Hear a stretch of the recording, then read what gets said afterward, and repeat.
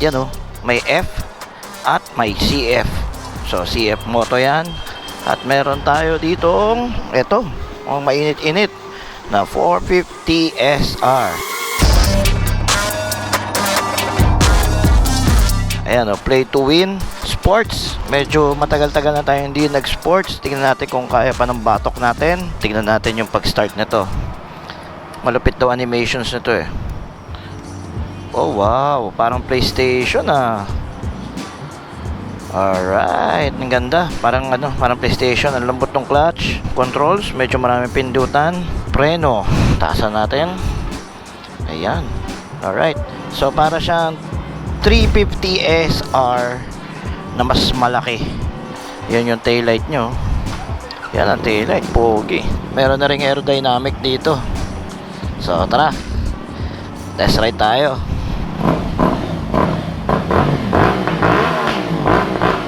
Wow! So ngayon lang ulit tayo mag e-sports for a very long time. Wow! Iba yung torque. At tunog, MT-07 siya. Wow! Muscular ah, para sa sports bike. Iba yung dating niya kumpara sa Ninja 400 ah. Mas sporty siya. Mas aggressive. Mas aggressive yung position. Uy, ganda ng preno. Well, kasi naka-Brembo naman yan.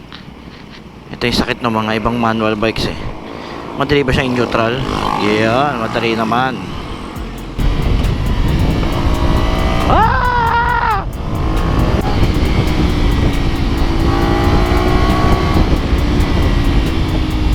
Ito na ang traffic. Bagag. Aray ko. Naramdaman ko na yung init niya. Bumuga na yung fan. Ayun na ang kinakatakot ko sa mga naka-fared na motor. Pag bumuga ang fan niyan, sa hita lagi ang bato ng init.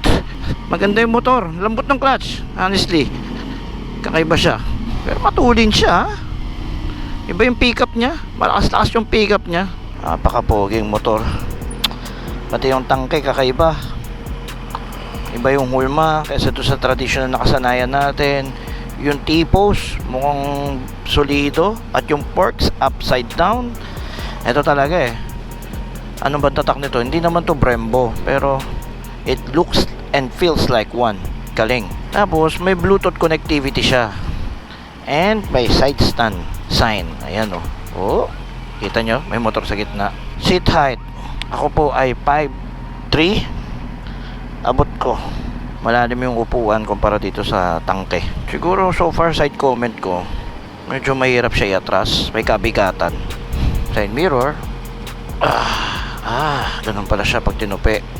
At may signal light. May signal light, pogi. So parang CX-10R yung side mirror niya. Tagtag. Well, sports kasi to eh. Mas sweet to kung nilagyan nila to ng quick shifter. Ganda ng positioning ng shifter. Pasok na agad yung binti ko. Ready to bank agad. Napaka-aggressive ah. Parang kahit di ka marunong bumangking dito, pag nakuha mo yung tamang corner, papaluhod ka talaga.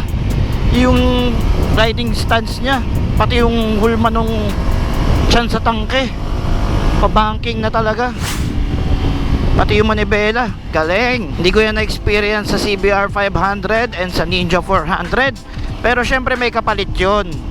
Mas hindi aggressive yung dalawang motor na yon, kaya hindi nakakapagod. Meanwhile, itong SR 450, ang kinakatakot ko sa kanya kasi talaga, ito hindi bias review or what ang hirap kasi talaga pag nagka-problema sa yung motor ng CF Moto eh.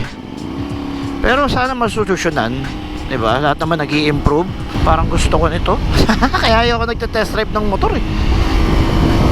Medyo nakakaning. Wala siyang traction control ABS lang Kailangan ito yung shock nito.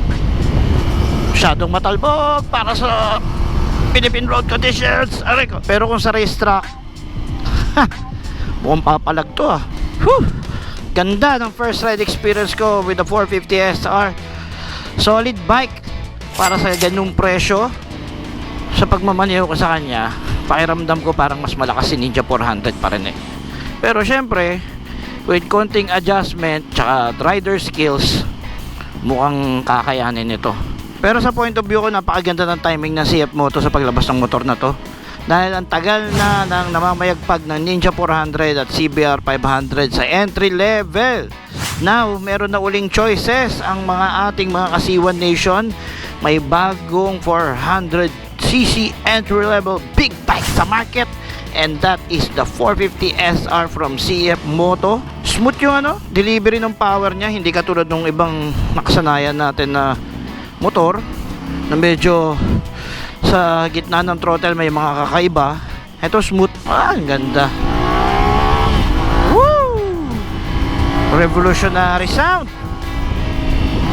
May napansin ako sa switches niya, kahit di ka tumingin, abot ng lahat ng daliri mo. Ayan tingnan mo yung positioning ng kamay ko. Busina and high beam ready, signal abot agad. Yung iba kasi medyo alanganin pa yung hawak mo dito. Pagkahawak mong ganun, gumanong ka na, sukat na. Galing. So tara, walk around natin to. Since na test ride na natin, walk around naman natin siya. Busisiin natin ano mga makikita natin dito kay 450 SR. Tara, let's go back to the HQ. So alright mga Kasiwan Nation, ito yung dinarive natin kanina, at ito yung nagpapaganda ng preno niya. Yan, Brembo na yan. So hindi pala siya dual. Akala ko ganyan na dual, singular lang, pero it never fails to break your speed. Ayan, no? So naka-Brembo na siya, upside down forks, and ito yung sinasabi kong napakagandang clutch. Ayan, preno. Diba? Ito naman yung nagpaganda sa kanya sa riding position ko, yung shifter. Kung napansin nyo, pag lumiliko ako, feel ko na talaga yung liko niya. Kasi aggressive na agad yung positioning niya to eh. Parang mas magandang ang younger belly na lang, tapos tanggalin na tong pillion step eh, para talagang sport na sport. And yung init na sinasabi ko, ayan, dito lumabas siya lahat kaganina nung maandar ako. At yung chassis niya kakaiba, 2-point. Yun yung usong chassis ngayon, yung interconnecting yung likod tsaka harapan. Ito, akala nila, seat cowl na. Hindi, upuan ko talaga yan, medyo may katigasan lang. At ito yung pang rider niya, malambot. Yung tangke, puro gas-gas na rin. Kasi paano, pag lumiko ka, talagang yakap na yakap mo yung tangke. Kaya pala play to win. Pag sinakyan mo, para ka naglalaro talaga. Isa sa pinaka-unique na aspect ng motor nito is yung 270 crank. Yun yung paulit-ulit ko sinasabi ka kanina na nagpuproduce ng tunog na akala mo baby R7 siya. Hindi katulad ng parallel 2 na R3 at N4, ibang-iba yung tunog, at NK, parang dalawang radar na pinagtabi yun eh. Unlike itong 450 SR, may humi, may rhythm yung tunog ng piston niya. Parang katunog ng mga Benelli. Yan, yung mga Benelli Leoncino, ganyan ang tunog. Buksan natin to. Bang! Tingnan natin parang PlayStation yan. So wala siyang power modes mga Kasiwan Nation. At meron siyang main menu. Yun, diba? Vehicle information. Ayan, nandiyan na telephone, navigation, music. Pero duda ako, palagay ko music nito hindi magpi-play, kundi nakikita lang kung ano yung nagpe-play sa phone mo pag kinonect mo. Also pag calls, nagbe-blink lang yan. And also this navigation, yung sa CF Moto app, na-experience ko din sa BMW, isisync mo lang din sa telepono mo, kailangan mo install sa phone mo yung app, then yun ang app through Bluetooth, magpo-project na yung data. It's either dumaan mismo yung mapa, pero usually ang pinapakita sa mga panel, pag may navigation, arrow lang. If you're going left, it will show left. If you're going right, it will show right. So huwag kayo mag-expect na parang magiging Google Map yan ha. Wala akong ganun. So may charger port na rin siya rito, tago. Ang problema, hindi ko maisip bakit kailangan ng charger port. Sports bike to, hindi ka naman maglalagay ng cellphone holder dito habang nasa racetrack ka. So hindi ko alam. Pero kung pang commute, okay naman ito, nilagyan nila ng ganito. Pero for me, it doesn't make sense na ganun yung atake. Kasi sports bike eh. So tingnan natin yung headlight. Tingnan nyo ha. Decepticon na Decepticon. Ito naman yung taillight nya. Diba? So pinutin natin. Pang! Wow! Diba? Yan no. So yan ang taillight. Ito naman ang signal light, parang KTM uli. Dominar, basic shape. Sa loob ng 15 minutes na minaneo ko siya, una ko napansin agad yung torque ng 270 crank. Talagang effective, and yung braking niya maganda, yung suspension sports na sport, tumatalbog talaga yung likuran ko.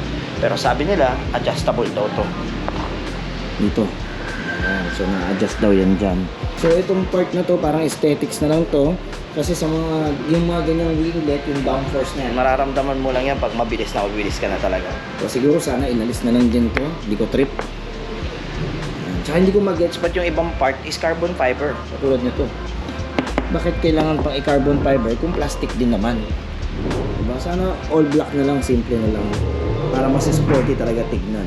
Napansin ko sa kanya, kumpara sa Ninja 400, may kabigatan.